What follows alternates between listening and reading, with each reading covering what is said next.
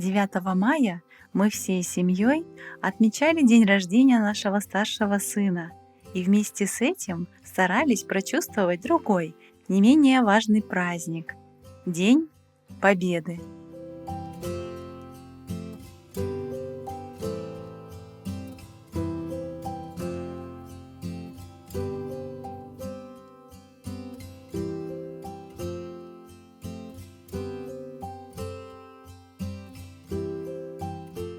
Город жил в особом ритме.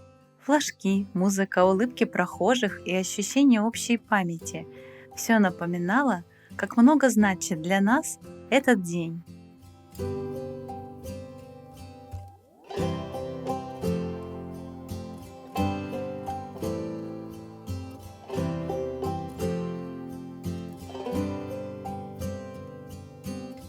Позже мы навестили нашу прабабушку, поздравили ее с праздником, обнялись на прощание, ведь на следующий день нас ждала долгая дорога.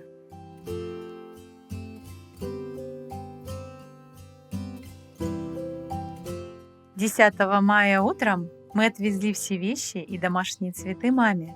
С собой взяли все необходимое, попрощались с домом, с семьей и отправились в путь.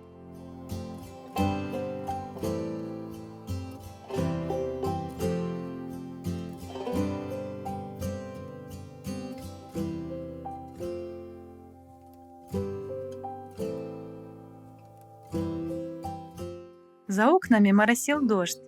Петербург прощался с нами по-своему, сдержанно, но с глубиной.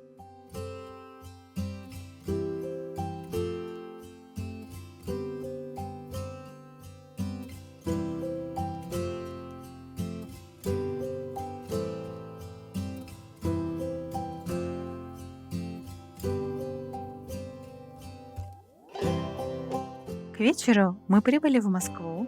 Нас ждали родные, к которым мы заглянули в гости.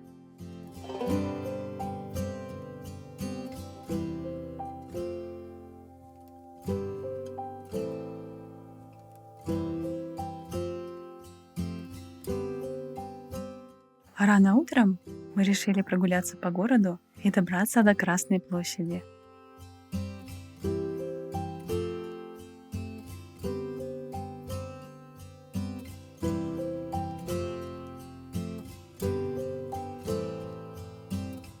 Москва медленно возвращалась к будничной жизни после прошедшего парада.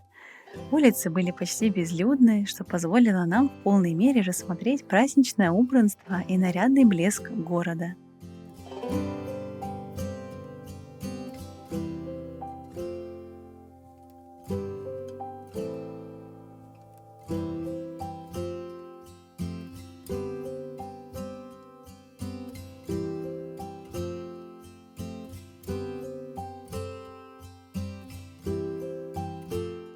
На Красную площадь, увы, нас не пустили, но мы не расстроились.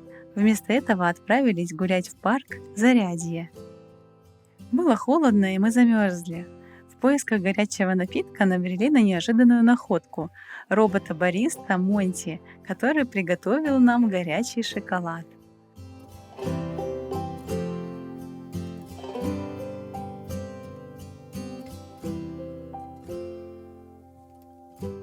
На вкус не гурманское открытие, но детская радость от процесса просто бесценна.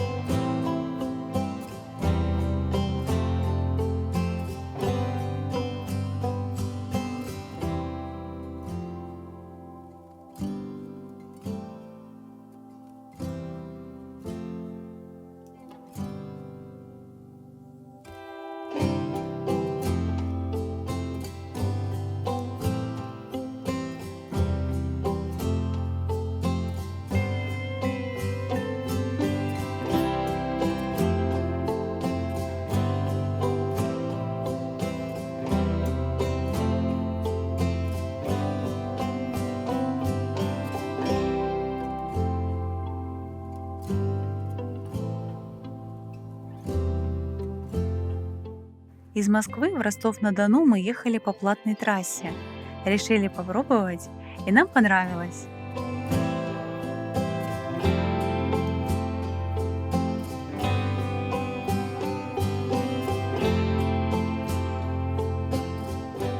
Дорога оказалась быстрой, живописной, и мы сэкономили время и успели насладиться просторами родной земли. И тут мы остановились у маленьких магазинчиков с тульскими пряниками. И это было для меня настоящее открытие. Такие вкусные, что еле сдержались, чтобы не съесть все сразу.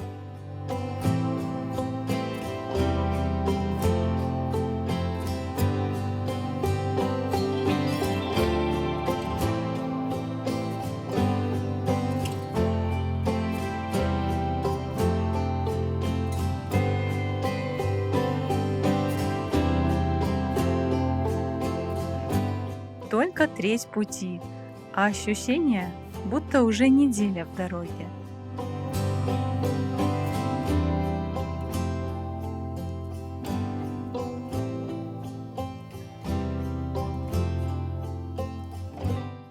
Поздно вечером мы приехали в Ростов-на-Дону.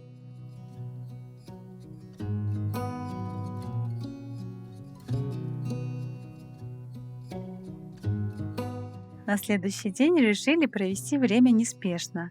Немного прогулялись по магазинам,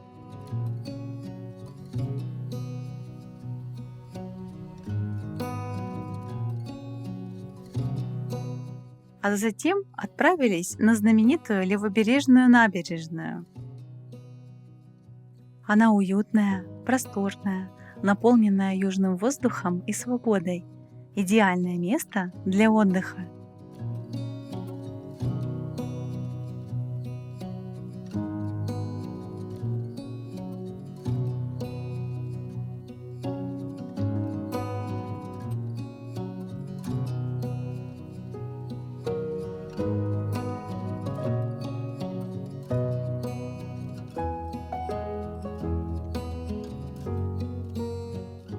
С удовольствием рассматривали арт-объекты с глубоким смыслом, расставленные словно жемчужины вдоль прогулочной зоны.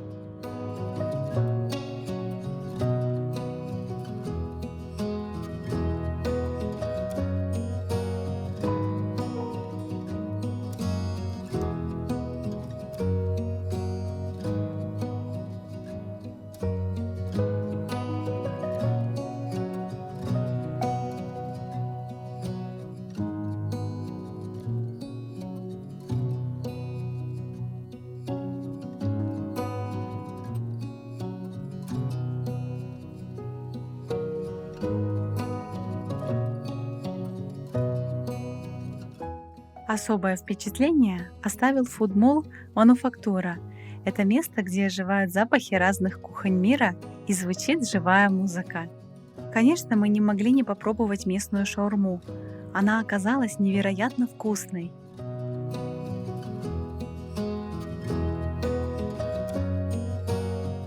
Позже мы встретились с нашей дорогой Юлей. Она с радостью присоединилась к прогулке по городу и делилась историями и особенностями Ростова-на-Дону, как человек, по-настоящему влюбленный в свой город. Юля, спасибо большое за то, что провела с нами эти несколько часов, гуляя по замечательному, веселому, очень красивому городу.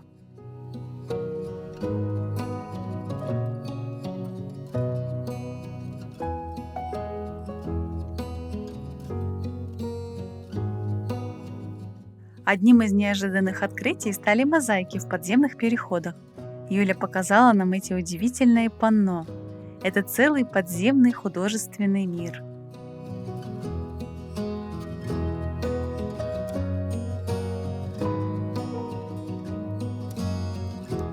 Они были созданы в 70-80-х годах руками талантливых художников и рабочих под руководством мастера-мозаичника, одного из самых лучших в Ростове того времени.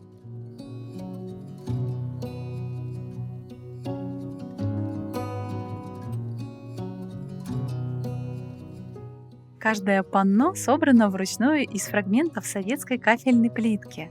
На мозаиках сцены из истории, культуры и повседневной жизни, от рождения и до зрелости.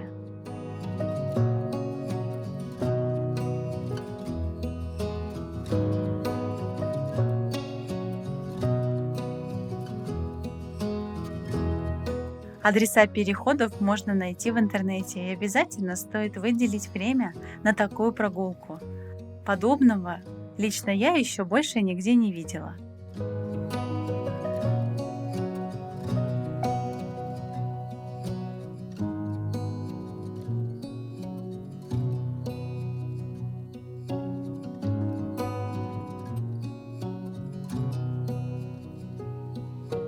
Утром следующего дня мы отправились на прогулку по центральному рынку. Хотелось узнать, какие цены, какой ассортимент и просто прочувствовать колорит и ритм местной жизни.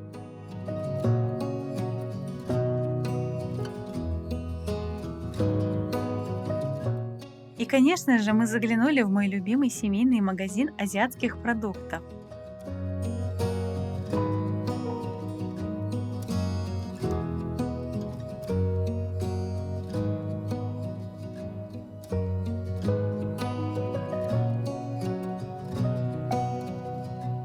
Именно здесь я брала все ингредиенты для кимчи, которые мы готовили осенью в Грузии.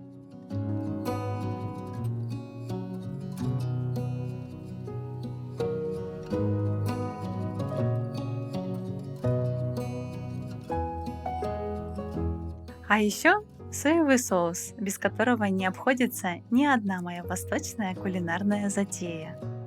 Мимо мороженого пройти тоже не смогли. Этот вкус мгновенно вернул меня в детство, в Приморье, к солнечным дням, к простым радостям. А еще мы купили кимчи на пробу. На удивление оно оказалось не острым, поэтому позже мы добавили немного красного перца, чтобы вернуть ему характер.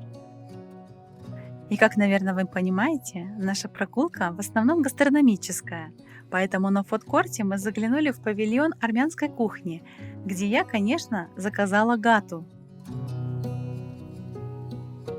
Мне важно было сравнить, как готовят ее на самом деле и как пеку ее я дома.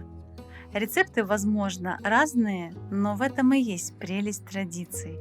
У каждой семьи свой вкус, своя история. Грузинскую кухню тоже попробовали. Мы устроили себе настоящий обед. Сытный, ароматный и по-домашнему теплый. Кстати, здесь неплохая кухня.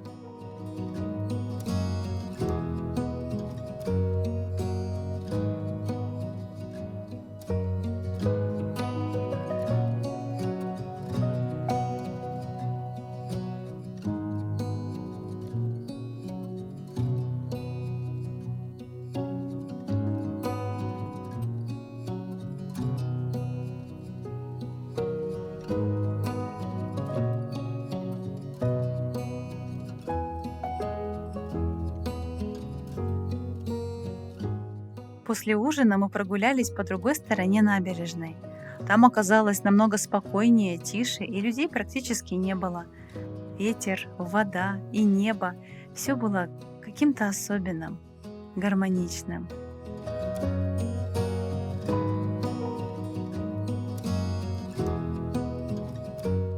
В пекарне «Кекс», к сожалению, не все пришлось по вкусу. Круассан оказался суховатым и плотным, а чизкейк простым и рыхлым. Латте неожиданно горьким.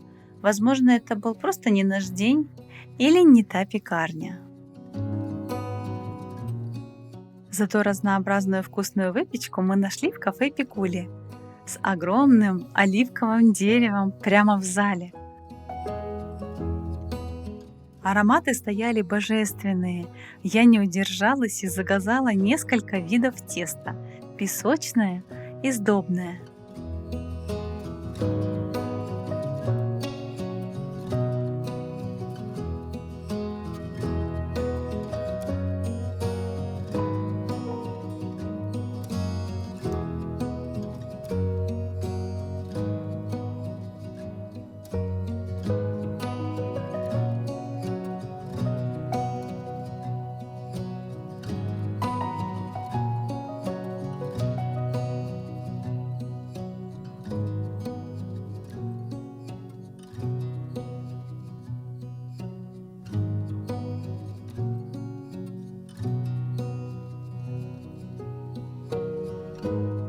Тесто оказалось отличным, воздушное, нежное, очень вкусное.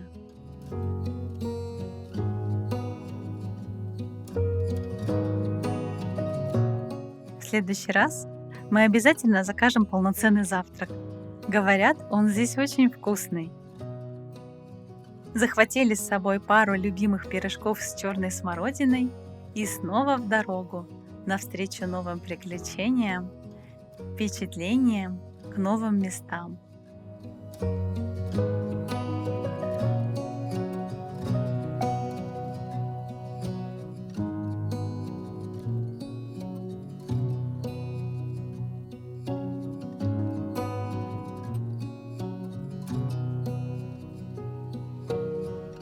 Конечно же, как всегда, не обошлось без приключений.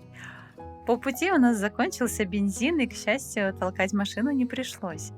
Мы заранее отмечали на карте все заправки, так что быстро нашли ближайшую станцию.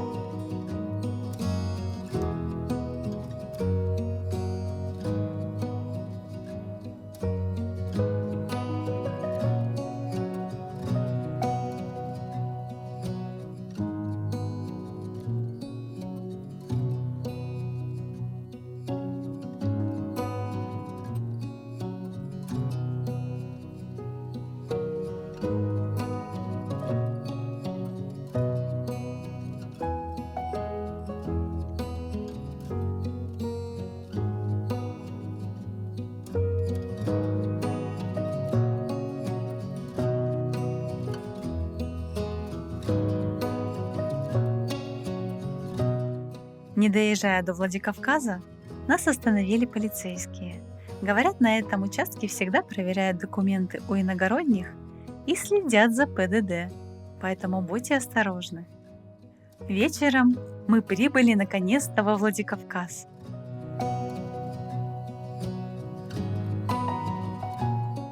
Мы нашли, на мой взгляд, идеальную квартиру, чистую, уютную, просторную, со всем необходимым для нас.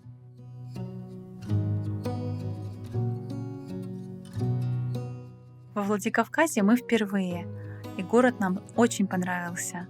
И вы знаете, мы бы хотели здесь немного пожить. И не один день.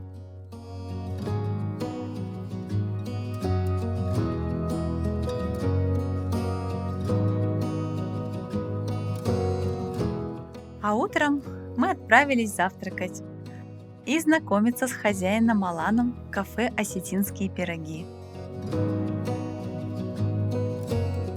Позже, уже живя в Грузии, мы не раз будем возвращаться именно в это кафе. Шашлыки, пирог с вишней, пицца. Это просто самый вкусный пирог с вишней, который я только могла пробовать. Настоящая находка.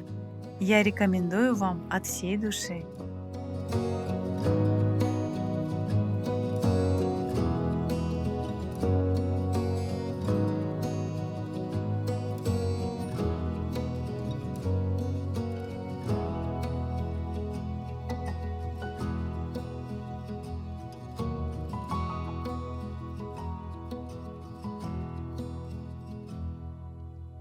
А пока мы едем на границу РФ-Грузия, я хочу вам напомнить о том, что это видео мы снимали в основном для себя и для наших друзей.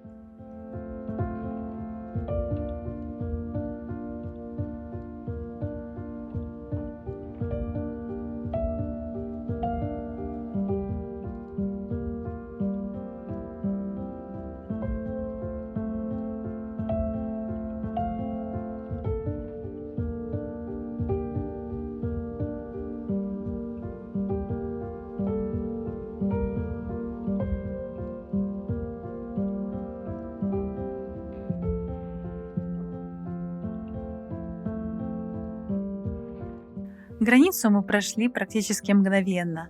Сотрудники были вежливы, доброжелательны.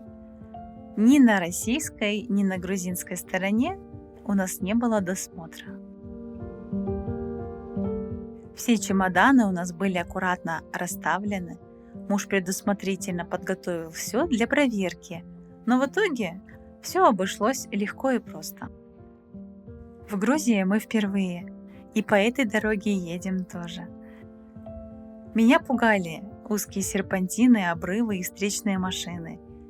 Я еще до этого тогда не знала, что настоящие испытания ждут нас впереди, в Турции. Дорога к тому моменту была разбита местами, движение реверсивное. На одном участке у нас даже отлетел колпак.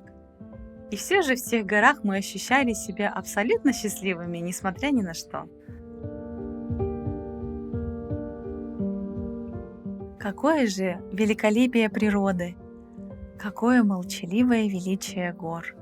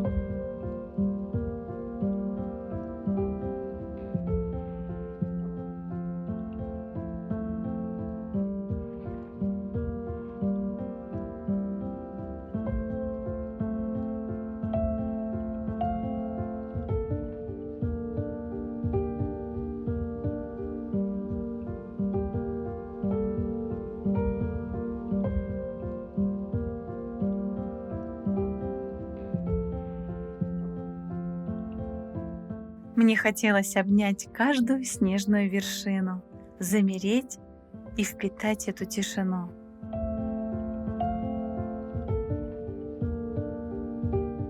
Именно здесь, на одной из обзорных площадок, мы вскипятили чай на газовой плите и устроили себе первый маленький праздник.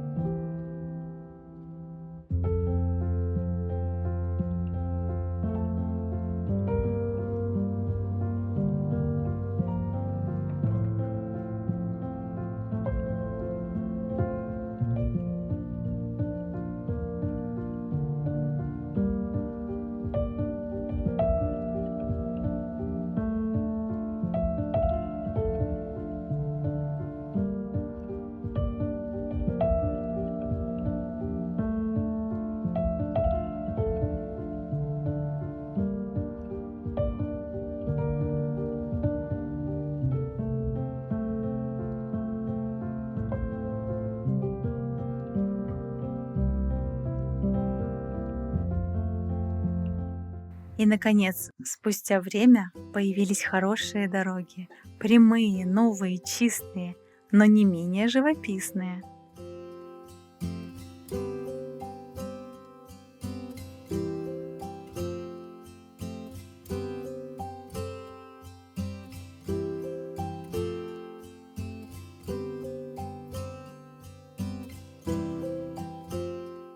Вечером мы были в Кутаиси, заехали ненадолго, чтобы передать вещи знакомому, и уже через пару часов мы прибыли в Кабулете, где нас ждали с нетерпением Душечка и Даша. Они волновались, ждали нас около 6 или 7 часов. Мы привезли с собой гостинцы и, конечно же, прихватили с собой вишневый осетинский пирог. Он был не менее вкусным, чем вчерашний, и доставили мы его очень аккуратно. При ресторане, где мы встретились, есть небольшой отель. Здесь мы и решили остановиться на ночь по приглашению наших друзей.